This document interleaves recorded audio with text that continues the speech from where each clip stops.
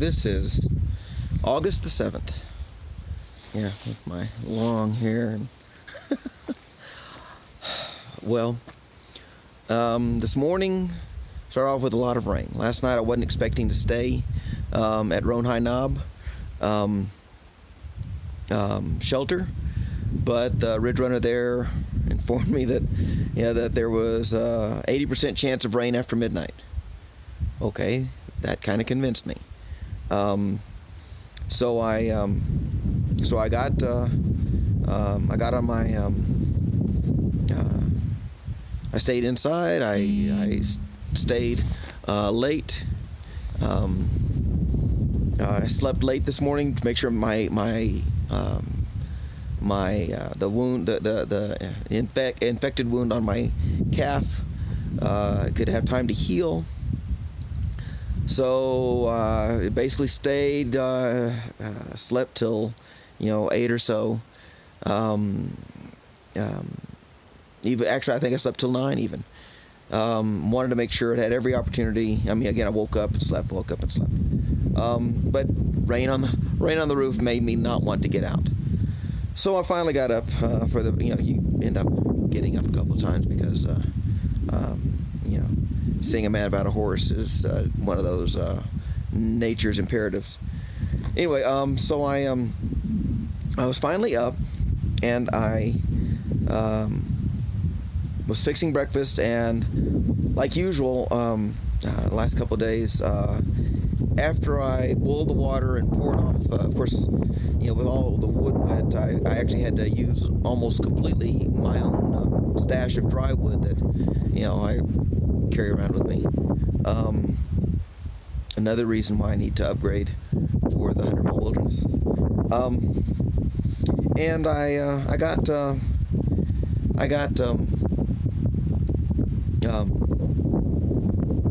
got my oatmeal and peanut butter, oatmeal with a spoon of peanut butter in it.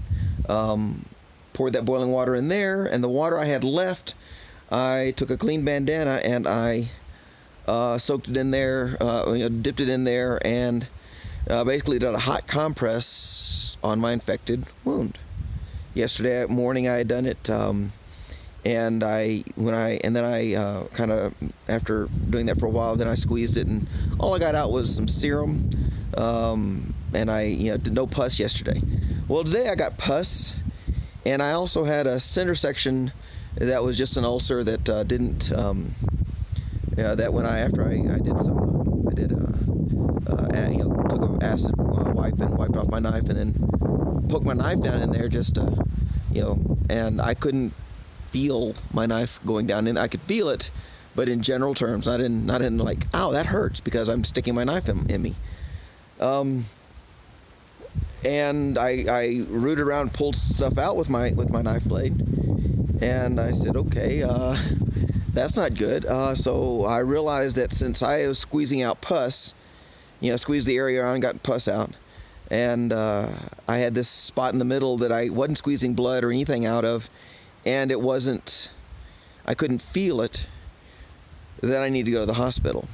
So I had made that decision, and as so I said, okay, so I squeezed it, cleaned it off. I got thick blood coming out, which isn't the same as free-flowing blood. And once I figured I'd cleaned it up as much as I could with the nearly boiling hot water, I then got an alcohol wipe and I wiped it down. Well, usually alcohol on an open wound causes pain. It goes, ow, that hurts. Not this time. So I really knew that I had to go to the hospital at that point, And I'm saying hospital because my insurance only pays for emergency room visits. It doesn't pay for anything else. Emergency room visits and pharmacy when I'm not in the area. I guess not in Massachusetts. So I decided I'm either going to go to Carver Gap, or I'm going to, which is a mile and a half in front, but it's a mile and a half downhill, or I'm going to come back to here, which is the side of the Cloudland Hotel, which, if you've been watching my videos, it's where I was yesterday, and it's a nice place, nice view. but raining isn't the time to. But basically to see if I could find get a ride.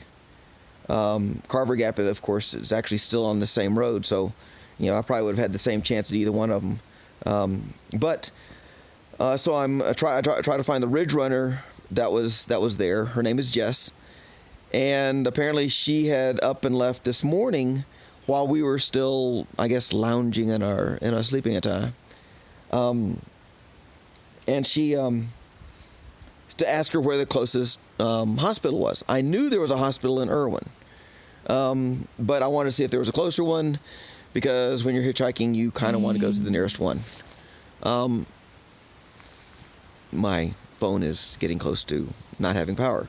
Now I have a battery backup that I'm about to charge it with, but or I'll be doing that tonight. Anyhow, so she's not there, so I go ahead and call Connie, the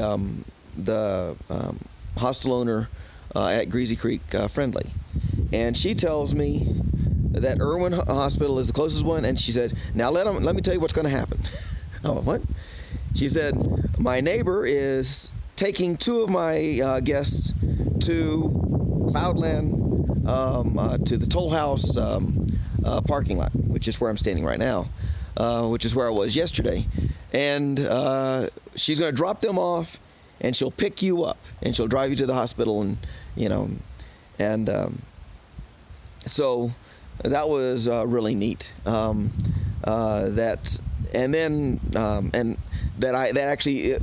all my worries about getting a ride and hitching a ride and all this, and it was a convoluted and twisty way to get there too. I think we drove about an hour or more, and anyway, so I went to the hospital, and Erica, who picked me up and drove me there, is a wonderful human being, very accommodating. I basically hired her to take me there and wait while I do the emergency room thing, and then ferry me back to the same location. Very, very good rates. Shuttles are one of those expenses that you have on the trail that just really are horrible. But this was really ended up really being really good. She drives me down there. I was looking to see if urgent care was better, because I wanted to do low impact, but urgent care couldn't promise it as an emergency room visit, so it was better to go to the emergency room. So I went there, and I had it. The doctor was actually an Alabama med school alum, but he was wearing a Alabama badge holder, and I said, "Roll Tide." He said, "Roll Tide," and we had a little conversation about that.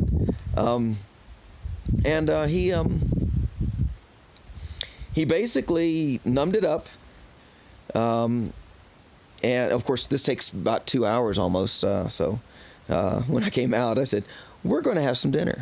I'm going to treat you to dinner." And of course, instead of Bojangles or whatever, that would have been more.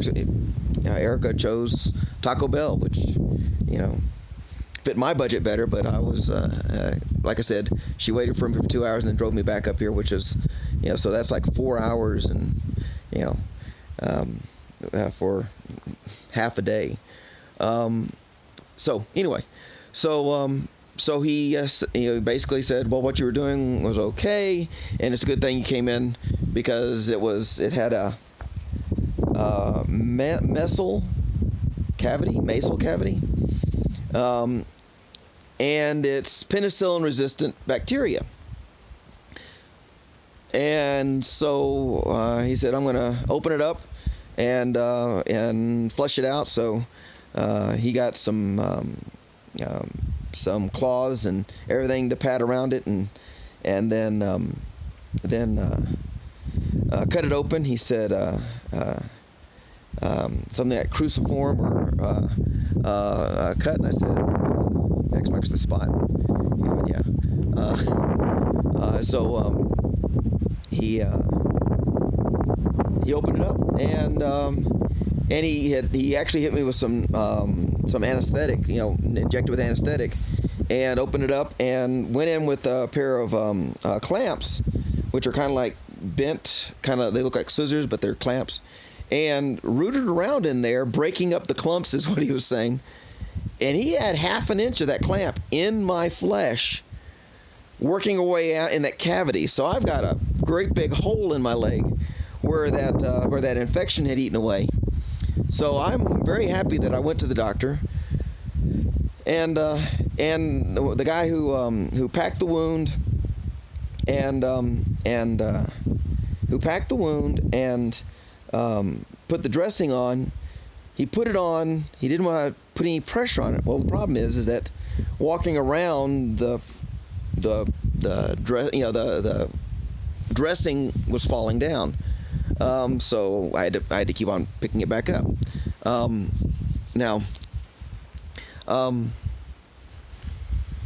So on the way back, we get most of the way back here, and we come across a tree that since we left has fallen across the road.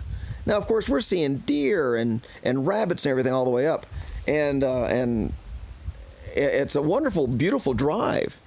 And I've had to pull it up a couple of times, and my leg has bled a little bit. And so we get to this tree that's fallen across the road since we came, and no one else is there. We're the first ones there at this fallen tree on this road. And so I'm going up to, there's a church and a parsonage, like right there. So I was going up there, and then there was a couple that was coming down in the car. So we, basically as we're sitting there, we kind of start pulling it. And first off, I tried to pull it off myself, and then with Erica, and then with this guy that was in the car, and but then when we let go, it goes most of the way back.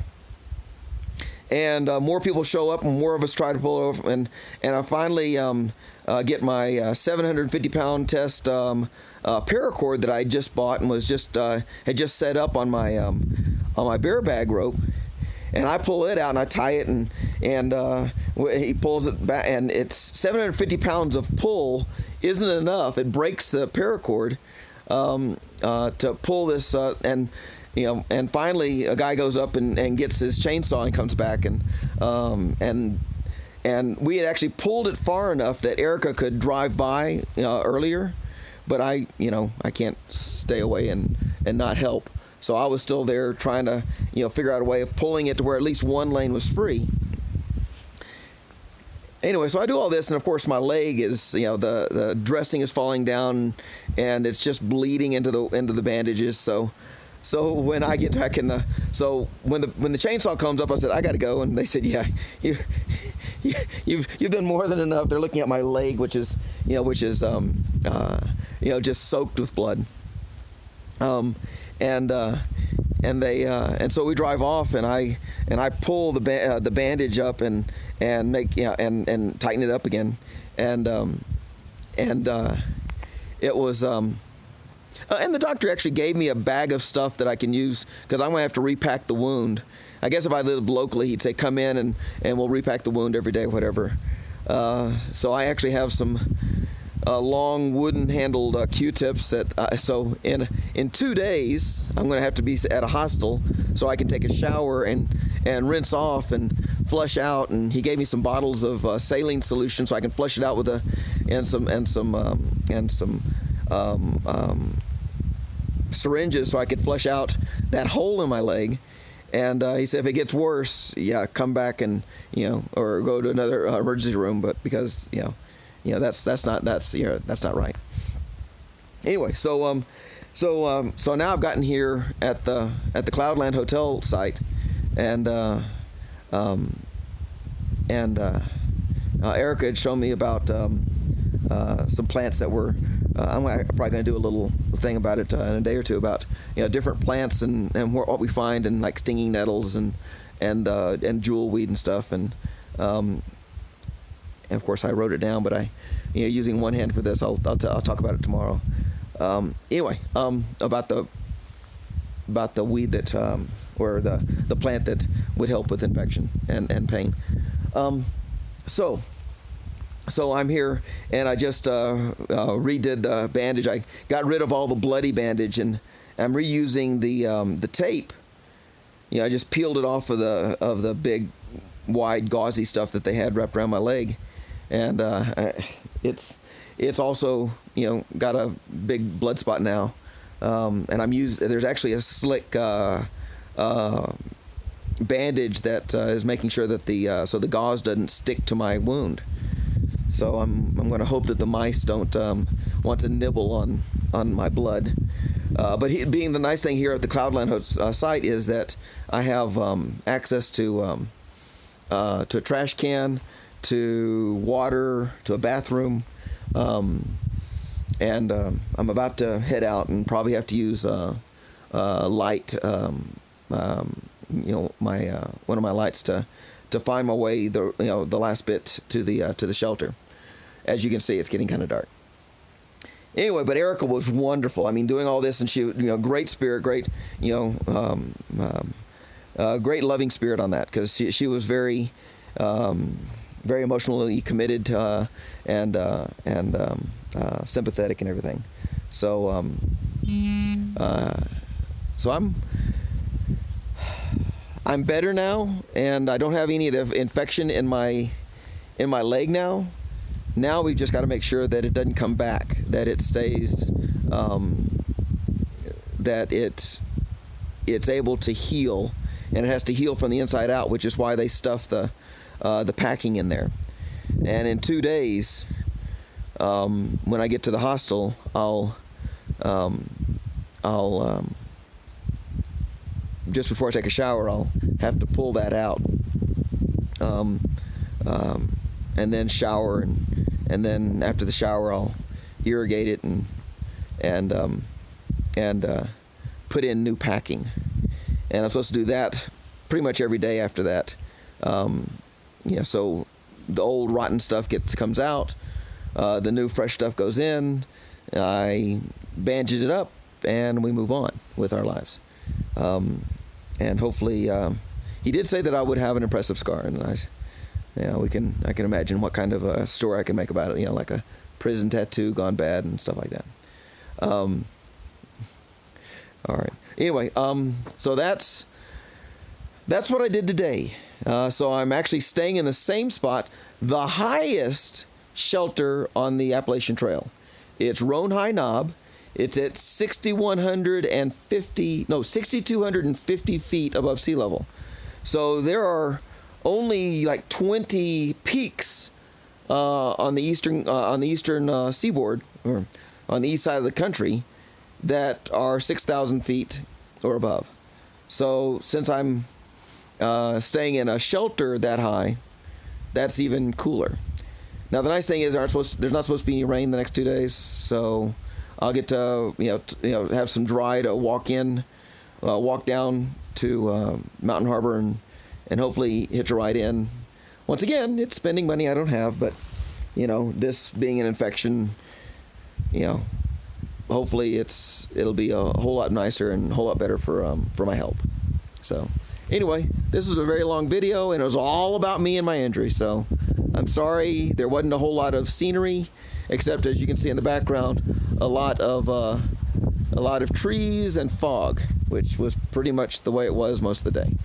Trees, fog, and rain was what pretty much most of the day. So, alrighty, take care, enjoy.